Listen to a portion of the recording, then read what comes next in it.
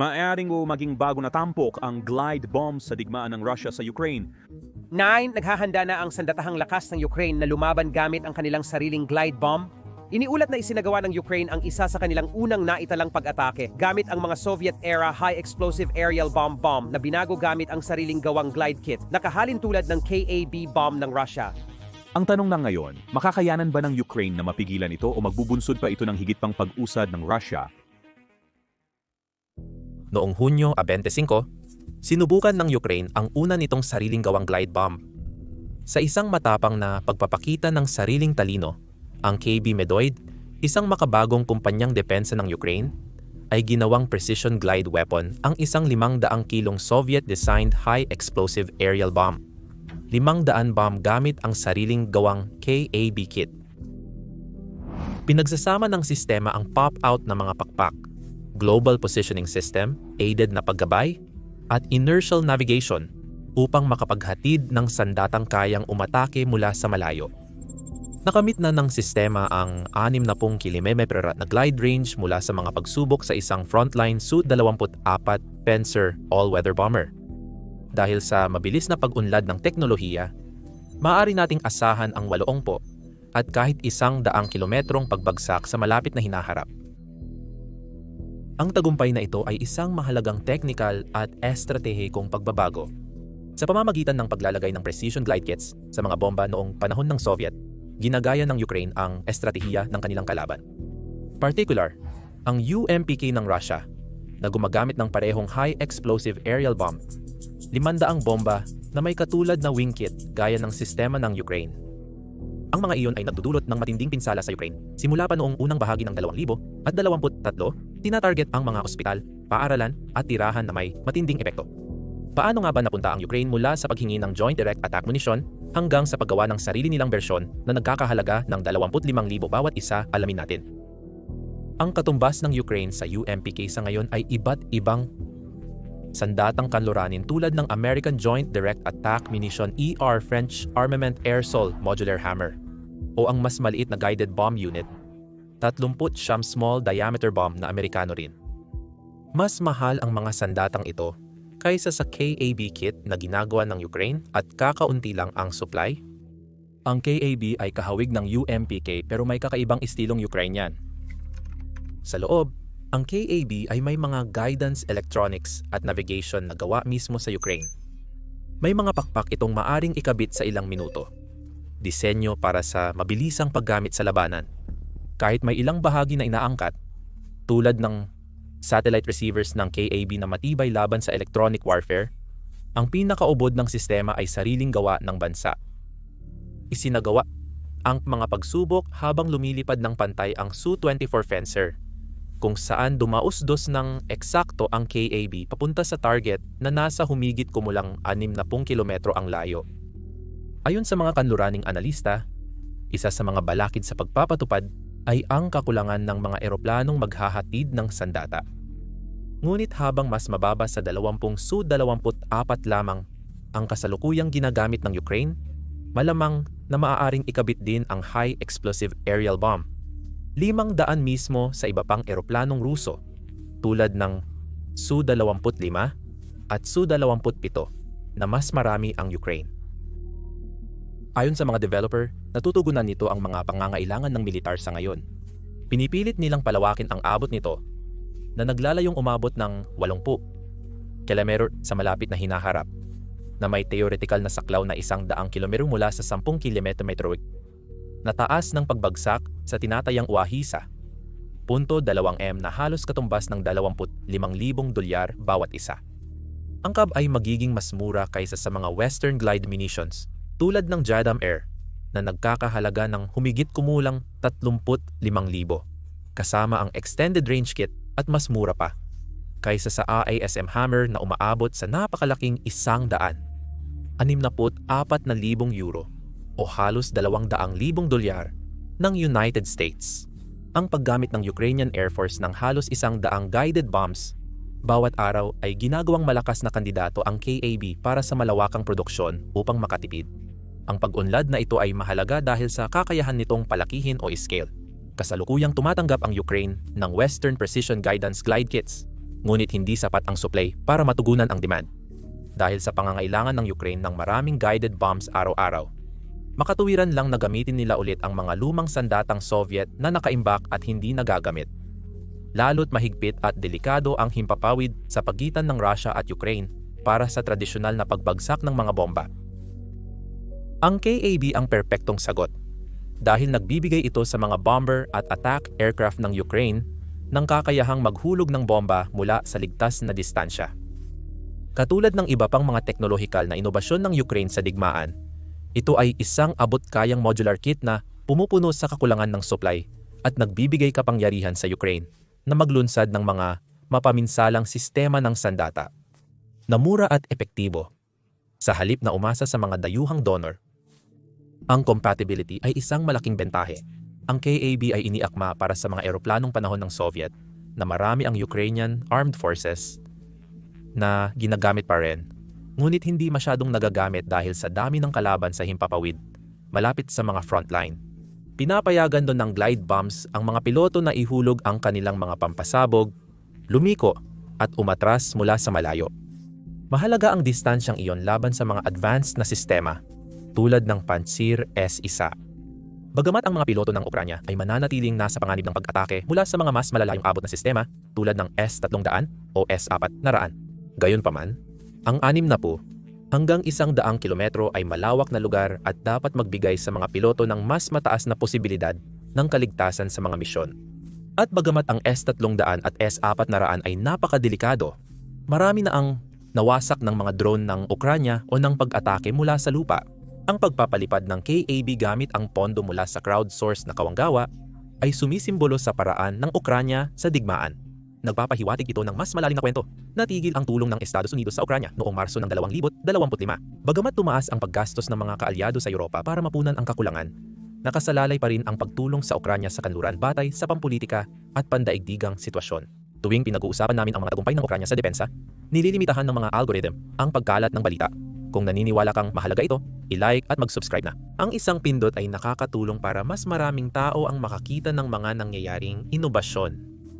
Mahalaga na ang mga armas ay gawin mismo sa loob ng bansa para matiyak ang sapat na supply nito at maipagpatuloy ang laban sa mga mananakop sa Ukraina at Rusya. Iyan ang ginagawa ng Ukraine. Isinasaayos nila ang mga gravity bomb at nilalagyan ng mga pangkontrol at pakpak. Ipinapahayag nito sa mundo na kaya naming gumawa ng sariling bomba at hindi na namin kailangan ang sa inyo. Ang disenyo ng Ukranya ay base sa tagumpay ng Rusya gamit ang sarili nilang UMPK o Unified Gliding and Correction Module na unang lumitaw sa labanan noong unang bahagi ng 2023 at mula noon ay binago na ang anyo ng aerial warfare sa Ukranya at sa kasamang palad, pati na rin ang dami ng pinsala at takot ng mga sibilyan sa lupa. Ang UMPK na noon ay MPK lang, ay unang naisip ng Basalt Design Bureau noong 2002 at ipinakita sa publiko sa Farnborough Air Show. Ito ay dumating sa 4 na uri na tumataas ang komplikasyon ngunit hindi nakahanap ng mamimili o napunta sa malawakang produksyon sa bansa at itinabi ng ilang dekada. Sino ang magkakakalang darating? Ang panahon na ang Russia ay masasangkot sa taon-taong digmaang pag-ubos kung saan magkakaroon ng kabuluhan ang pag-convert ng mga bomba noong Soviet era upang maging mga precision weapon. Ang UMPK na kilala rin bilang Russian Joint Direct Attack Munition dahil kahawig ito ng American Joint Direct Attack Munition ER system ay isang murang glide kit na nagbabago sa mga lumang bomba ng Soviet. Karaniwan ang FAB 500 upang maging mga precision weapon na kayang tumama sa mga target mula sa ilang dosenang kilometro ang layo. Isang katulad na sistema rin ang ginamit sa mga bomba na high explosive aerial bomb 250 na sa kasong ito ay tinatawag na UMPBD 30 serial number. Mukhang simple ang sistema. Ikakabit nito ang pop-out na pakpak at buntot sa bomba at dinadagdagan ng inertial navigation at GLOSNAS satellite guidance.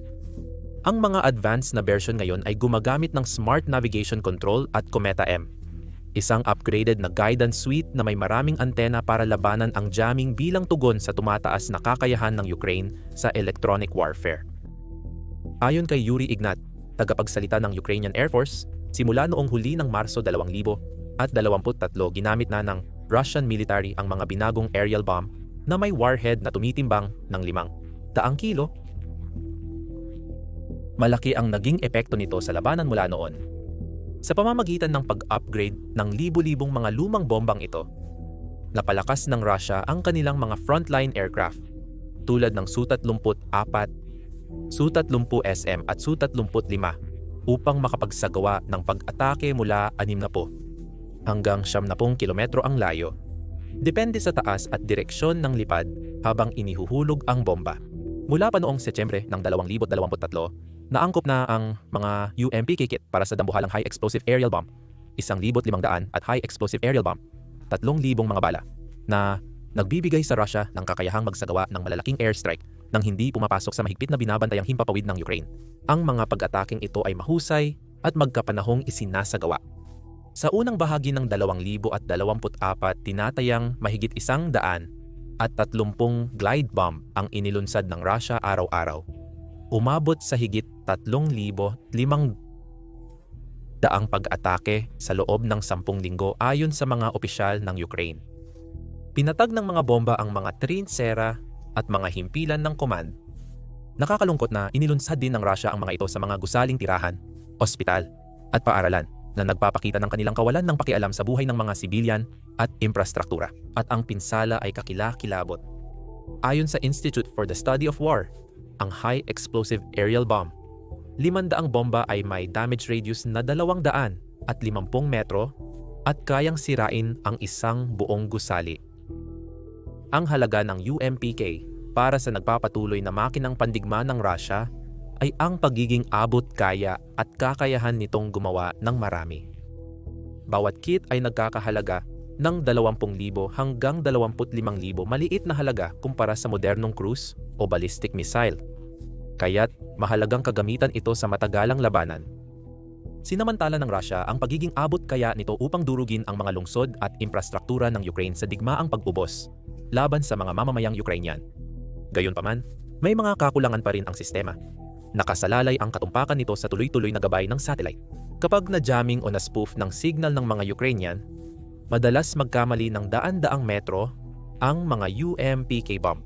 Ngunit kung buong lungsod ang target, posibleng di na kailangan ang sobrang katumpakan.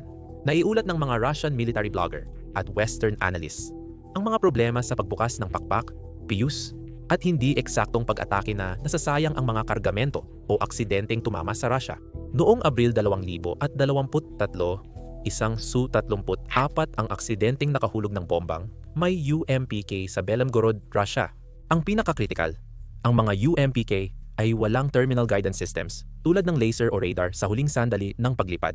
Dahil dito, hindi sila epektibo laban sa mga gumagalaw na target. Kaya, hindi nila mapapalitan ang mas advanced na sandata, ngunit isa silang epektibo at murang pandagdag. Gayunpaman, ang psikolohikal na epekto ng mga sandatang ito ay naging napakasidhi. Ayon sa mga sundalong Ukrainyano, ang mga lugar na tinamaan ng glide bomb ay parang lupang patay.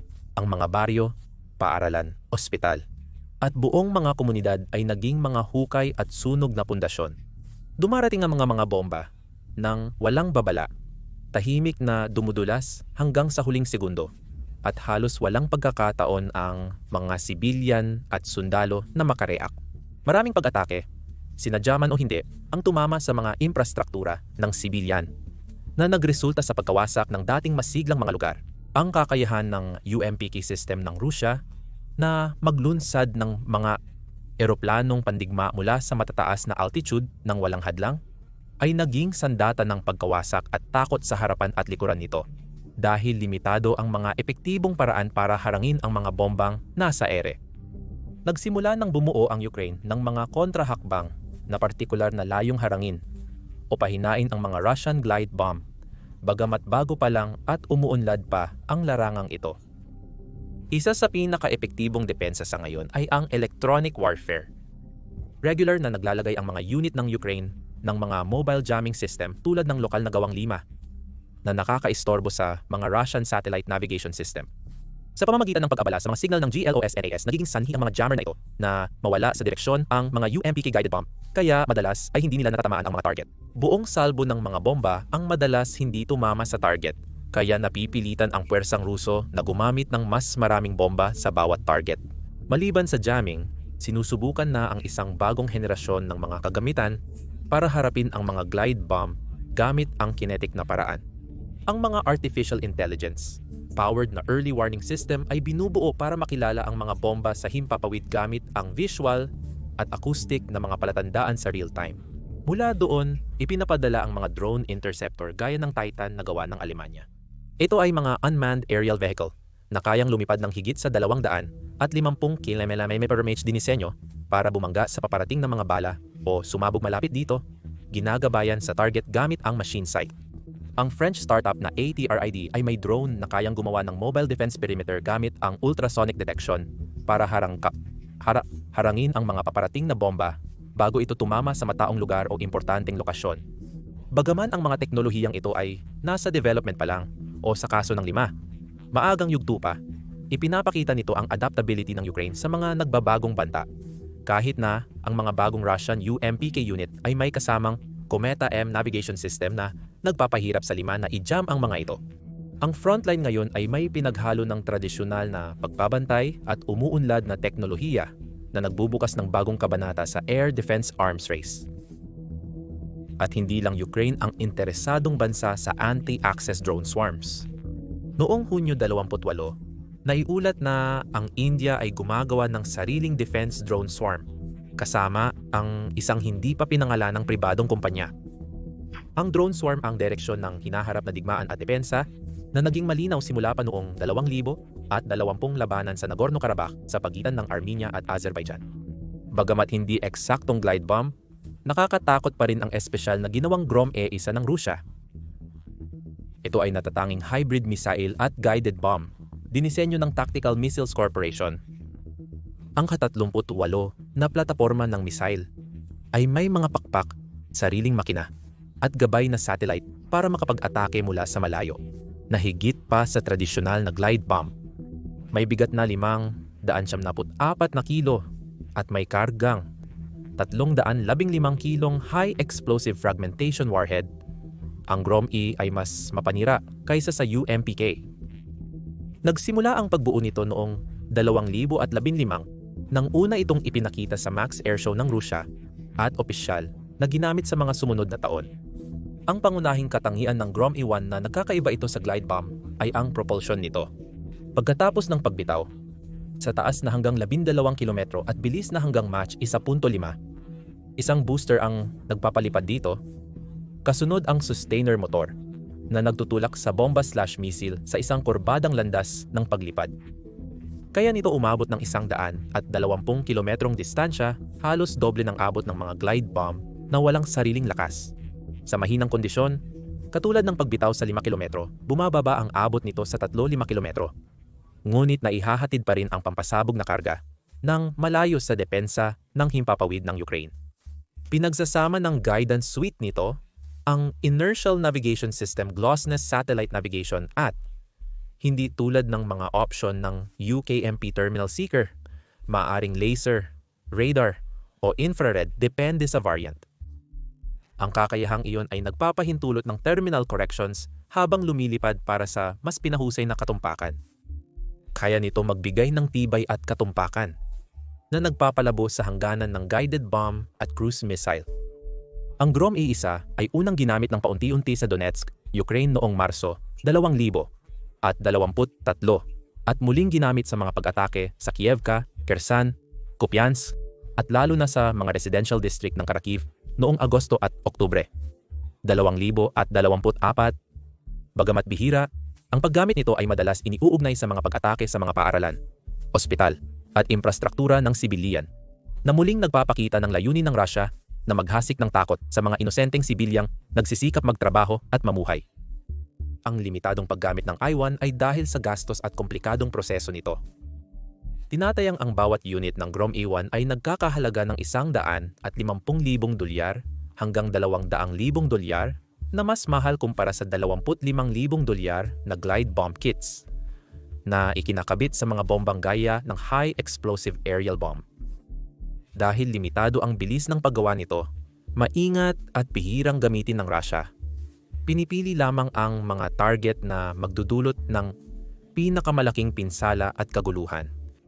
May mahina rin na bersyon ng Grom-E-2, mas kahawig sa tradisyonal na glide bomb, kahit sadyang ginawa para sa ganitong papel at hindi lang simpleng kit tulad ng KAB o UMPK.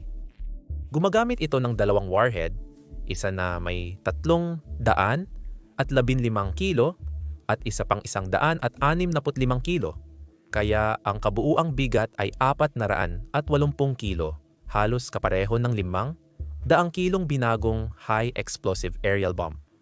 500 na ginagamit bilang glide munitions ngayon, kahit mas maikli ng kaunti ang abot nito kumpara sa UMPK na nasa halos 50 kilometro. Tumugon ang Ukraine sa mga bantang ito sa pamamagitan ng pagtutok sa mga countermeasure dahil malapit ng maging handa ang KAB system para sa labanan. Ang tanong ngayon ay, paano nila mapoproduce ang mga kit ng sapat para mapanatili ang kagamitan ng Ukrainian Air Force? Kakulangan ng pondo ang pangunahing hadlang sa malawakang produksyon nito ngayon. Ang mga pagsubok ay pinunduhan ng Charitable Foundation for Advanced Technologies, isang charitable foundation na itinatag ng Medoid Design Bureau, ang lumikha ng mga kit. Isang kinatawan ng Medoid ang nagsabi ng ganito, "Hinahanap namin ang bawat posibleng oportunidad. Ang halaga ng isang unit ay humigit kumulang 1.2 milyon o mga 25,000 dolyar.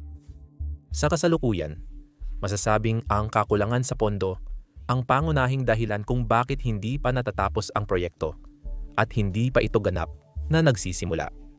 Kaya, sa pangangailangan ng 100 guided munitions kada araw, nauubos na supply ng American Joint Direct Attack Munition ER stock at ang susunod na pinakamagandang option ay ang 200,000 dolyar na Armament Air Sol Modular Hammer. Napakahalaga na ang Midway Design Bureau ay makakuha ng sapat na pondo para matapos ang testing at seryosong produksyon. Pinatunayan ng mga Ruso ang konsepto noon pang 2002 gamit ang orihinal nilang MPK kit. At kahit na wala itong nakuhang mamimili noon, muling binuhay ang ideya na nagdulot ng matinding epekto sa buong saklaw ng pananakop sa Ukraine. Isang guided na 500 kilong bomba, katumbas ng 1,100 libra. Nagawa mula sa mga hindi guided na sandata noong dekada 50 na nakatambak lang sana sa isang bodega sa Ural Mountains. At karapat-dapat ang Ukraine sa isang tugon sa takot na dulot ng mga glide bomb nitong mga nakaraang taon. Ang mga bagong KAB kit ay sumisimbolo sa kakayahan ng Ukraine na mag-adapt. Dahil sa kakulangan ng attack aircraft na lumipad sa mapanganib na himpapawid, ginagamit ng Ukraine ang lumang imbentaryong sandatang Soviet bilang stand-off munitions. Nang humina ang pandaigdigang tulong, ang crowdfunding ang pumuno sa mga kakulangan. Hindi na bago sa mga tagapagtanggol ng Ukraine ang mabilis na paggamit ng lumang bomba bilang makabagong kagamitan. Ginamit na nila ang lahat mula sa mga racing drone hanggang sa mga BMW na may Grad missile launcher. Sa Ukraine, naging estratehiya na ang mga lumang gamit at palaging tungkol ito sa paggamit ng disenyo, lohistika at pinansyal na kasarinlan sa bawat bagong hamon na dumarating. Ang tuloy-tuloy na pamumuhunan sa Medoid, mula man sa kanluran, pamahalaan ng Ukraine, o donasyon ng mga sibilyan at ang pag-industriya ng produksyon ng KAB ay magkakaroon ng malawak na epekto. Ang isang mura, mahirap i-jam, at tumpak na glide na sandata ay maaaring magbago ng labanan na magpapagising sa mga target na dati ay ligtas sa likod ng harapan at magpapalit ng mga hiwa-hiwalay na pag-atake sa isang magkakaugnay na kampanya, katulad ng ginawa ng mga Ruso sa pag-atake sa mga sibilyan malayo sa harap ng labanan. Maaaring magpakita ng lakas ang Ukraine sa malalim na teritoryong hawak ng Russia nang hindi na bumagal dahil sa kakulangan ng JDAMs o sa mahal ng mga martilyo. Ang KAB ay hindi sulyap sa hinaharap. Isa itong sintomas ng ating kasalukuyang kalagayan. Isang kopya ng glide bombs ng Russia na ginawa hindi para mangibabaw, kundi para hindi mapag-iwanan sa nakamamatay na karera ng armas. Ang bawat sandata ngayon ay lumalaban sa isang labanan na puno ng mga kontrahakbang. Nagkakabalyahan ang mga drone habang lumilipad. Ang mga glide bomb ay lumulutang sa himpapawid na puno ng mga peking pain na nagkakaila.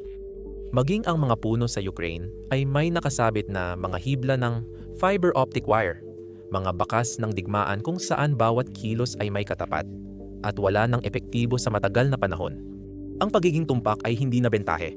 Ito ay nangangahulugang nakikibahagi ka sa isang digmaang hindi na mapanghahawakan. Kaya kung napanood mo na hanggang dito, naiintindihan mo na kung ano ang nakataya. Kailangan ng Ukraine hindi lang ng mas maraming armas, kundi pati ng kakayahang likhain ang mga ito. Ang KAB glide bomb ay hindi para madaig ang Russia, kundi para manatiling buhay. Ang donasyon sa Charitable Foundation for Technological Development ay tumutulong gawing kasangkapan sa kaligtasan ang lumang bomba. Kung naniniwala ka rito, maaari mo kang magbigay. Ang link ay nasa description. Salamat sa panonood!